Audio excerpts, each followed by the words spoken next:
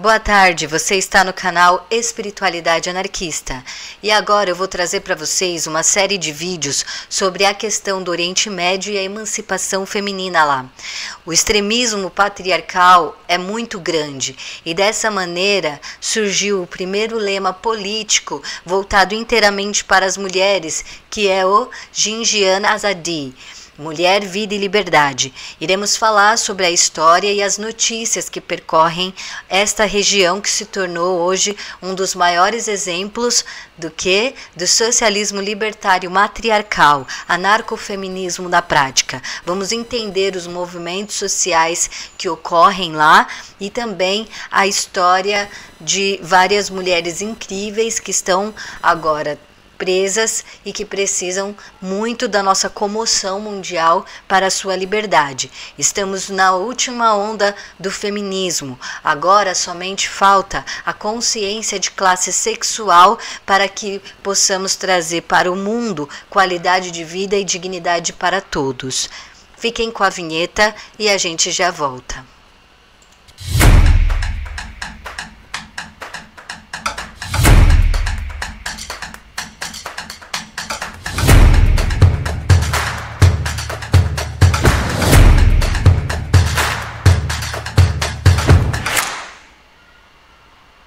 Muito bem, agora então vamos entender um pouco como que é a região do Oriente Médio e nós sabemos que foi lá, por exemplo, que surgiu o Código de Hammurabi, né, que foi um dos primeiros códigos opressivos masculinos que é de dominação do corpo das mulheres. Então, esse trabalho será bastante intenso, né, a pesquisa sobre essas situações é bastante extensa, mas no final das contas vai valer muito a pena. Então eu espero que vocês gostem, tá? Eu vou pegar aqui o primeiro mapa, olha só. Então o Brasil tá aqui, né? E essa região verde é o Oriente Médio, tá bom? Então vamos ver mais ou menos como que é formado lá o Oriente Médio. Olha só, nós temos aqui o mapa. Eu vou trazer aqui rapidinho esse mapa não, ó, peraí, tenham paciência comigo. Aí nós temos a Turquia lá em cima, Síria, né? Aqui embaixo nós temos o Iraque, o Irã, o Afeganistão, aí esse laranjinha ali um pouquinho mais pro lado, né? A Arábia Saudita, Catar, eu queria ter o ponteiro, né? Vocês verem o ponteiro, mas tudo bem. O Catar é uma pontinha aqui pequena. Toda essa região que vocês estão vendo praticamente é dominado pelo islamismo patriarcal muito forte, né? Então as mulheres têm pouca liberdade de movimento. Veja só, a Turquia, a Síria e aqui mais ou menos o Iraque é onde está localizado o Rojava, o Kurdistão. Vou mostrar para vocês um vídeo para ilustrar bem isso. A parte de Israel é onde fica a Palestina e eles já estão tirando do mapa a Palestina. Isso é muito triste. Vamos ver aqui, olha só que interessante esse vídeo. Mostra mais ou menos onde está. Nós estamos no Brasil e vamos viajar para Rojava.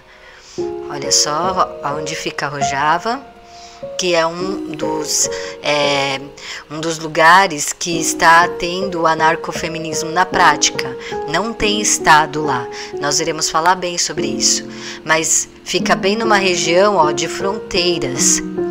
Então nós temos o Afeganistão ali, o Irã, aí mais para cima o Iraque, né? Turquia ali em cima. Ó, que essa região já é da Palestina, que foi tomada por Israel. Ali a pontinha é Gaza. Tá vendo como eles ficaram encurralados? Olha só. E o Catar, que é um dos países mais violentos também para as mulheres e que foi a Copa.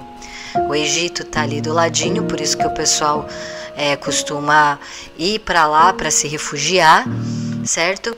Então agora que a gente conheceu um pouco do mapa, vamos para as histórias, tá bom?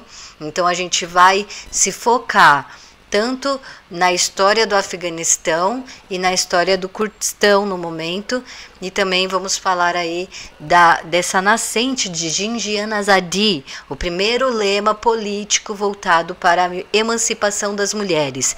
Então, o socialismo libertário ele só pode existir em um país ao qual as mulheres são totalmente livres, né? Totalmente livres. Jindian Azadi é o primeiro lema político voltado para as mulheres. Então, o feminismo, anarcofeminismo é a emancipação total dos povos, ok? Quando um país ele tem uma política que as mulheres participam ativamente da organização social, onde todas as mulheres, aí acaba se tornando o quê? Desmontando a hierarquia e tornando o local mais horizontal. Então é a liberdade da mulher que faz com que um país se torne socialista libertário.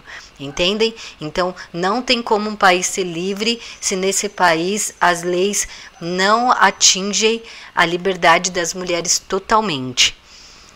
Então, entendendo isso, nós iremos agora fazer o quê? Vamos entender o que acontece nas regiões do Afeganistão. Por que o Afeganistão? Porque lá houve uma situação muito interessante, que foram vários movimentos políticos que foram dando emancipação para as mulheres, mas devido ao islamismo muito forte, essas foram mais ou menos assim: dá liberdade para a mulher, depois tira, dá e depois tira, e ficou nessa onda muito forte até atualmente. Então, isso aconteceu na maior parte das regiões ali do Oriente Médio, né? Essa oscilação de emancipações e liberdade. Então, vamos conhecer um pouco da história do Afeganistão.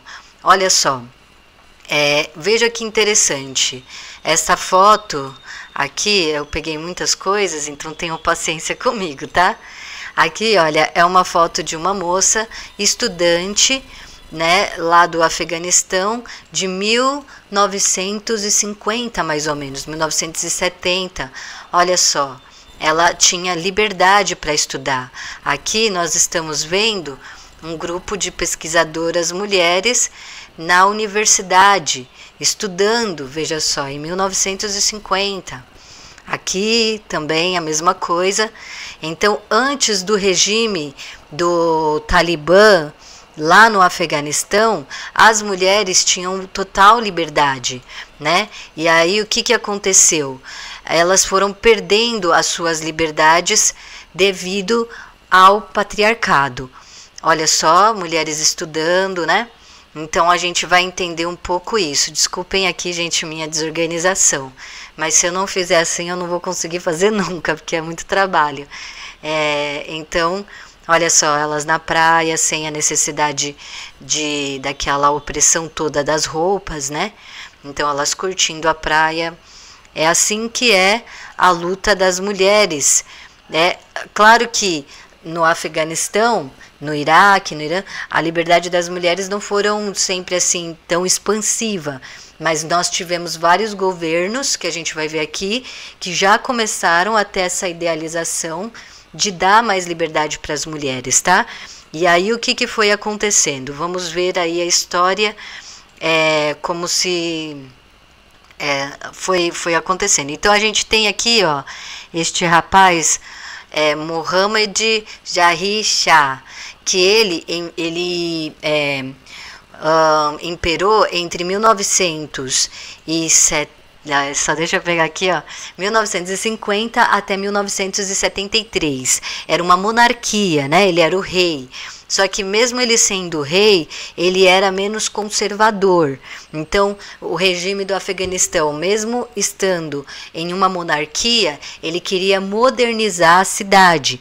E aí, desta maneira, ele deu mais emancipação para as mulheres, deu liberdade para as mulheres em muitos aspectos, não atingiu a todas e não era o ideal ainda, né, do que a gente desejava, mas só pelo símbolo de um monarca está trabalhando em prol da emancipação feminina, né, que ele ficou muito conhecido por isso, já nos mostra essa liberdade que elas estavam tendo, né? Isso é entre 1950 até 73, que ele sofre um golpe de estado do seu primo, que também também não era conservador, também deu liberdade para as mulheres em muitos aspectos, e ele ficou de 73 a 78, se eu não me engano.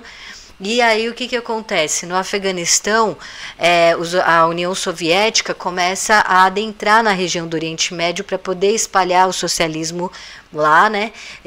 Contudo, começa a ter muitas brigas de poder, até mesmo entre os comunistas, dentro do Afeganistão, além dos grupos que já existiam islâmicos, né, de patriarcais lá, que também queriam o poder. Então, nós tivemos este monarca, que foi um dos primeiros a tentar trazer uma diferenciação, e aí surge esse rapaz, Leonid Brezhnev, que era da União Soviética, né? E ele também estava fazendo lá tentando, né, colocar o comunismo ali naquela região, e nesse período que ele estava na União Soviética fazendo essas como eu posso dizer, ofensivas para ali naquela região, também estava dando liberdade para as mulheres e emancipação. Ele também estava nessa jogada.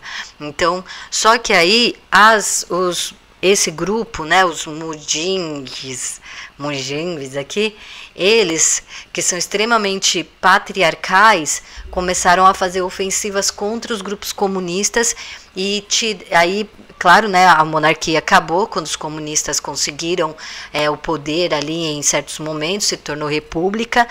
E aí, então, em 1996, esse grupo consegue o poder ali do Afeganistão. E então tira totalmente a liberdade das mulheres, totalmente. Tudo é proibido agora para as mulheres, né? Em 1996, e isso dura até mais ou menos, quer ver? Só um momento, isso, ó.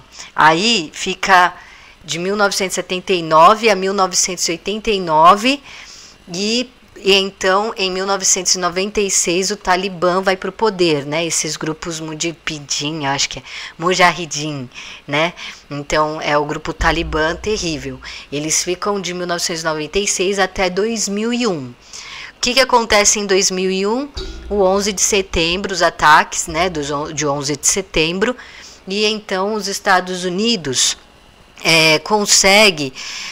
quando acontece o 11 de setembro, os Estados Unidos acaba conseguindo aí um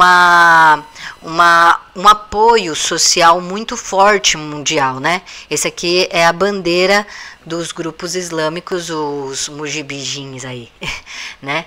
Então, os Estados Unidos, quando acontece o 11 de setembro, eles têm uma força maior de comoção social, e aí eles fazem o quê? Duas tratativas. Ao mesmo tempo que eles conseguem no Afeganistão dar liberdade para as mulheres, né, isso é muito bom, ao mesmo tempo eles têm uma desculpa para continuar junto com Israel fazendo a colonização da Palestina. Então, vejam, esse movimento da política patriarcal dos homens, né, ele sempre é como eu posso dizer, essa manipulação que a gente nunca sabe se vem para nos ajudar ou se vem para nos atrapalhar. Entendeu o que eu quero dizer? Sempre é muito dúbio, né? Muito difícil por isso que nós somos anarquistas, porque a gente sabe que isso tudo é um teatro e que é muito difícil de se compreender o poder dos homens, né? Quais são as intenções deles. Daí o que acontece?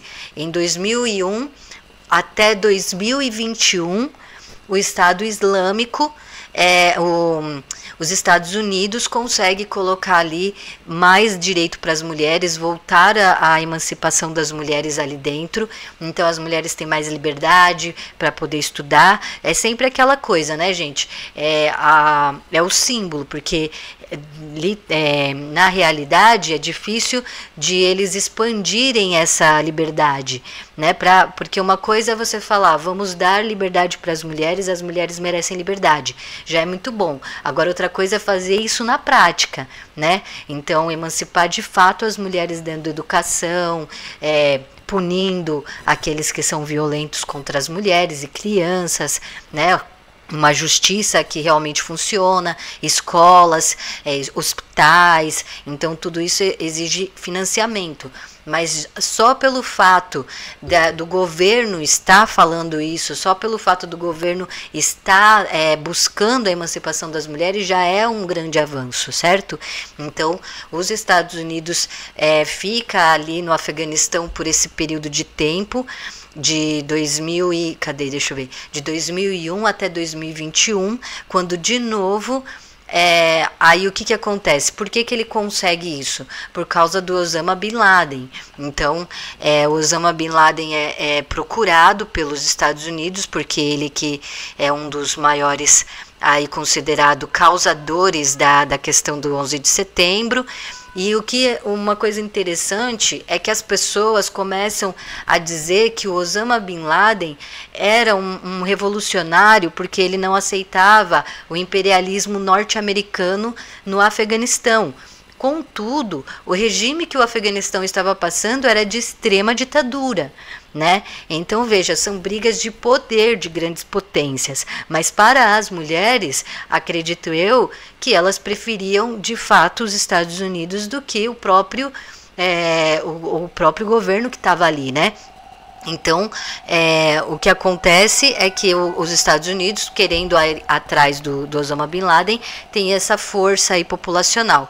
Contudo, em 2021, acaba isso, e aí então volta o regime do Talibã lá no Afeganistão, e esse símbolo, né, do Afeganistão sendo tomado novamente pelo Talibã, e gente, não faz muito tempo isso, não faz muito tempo. Nós estamos em 2025, né, então o que? Faz 3 anos. Faz bem pouco tempo.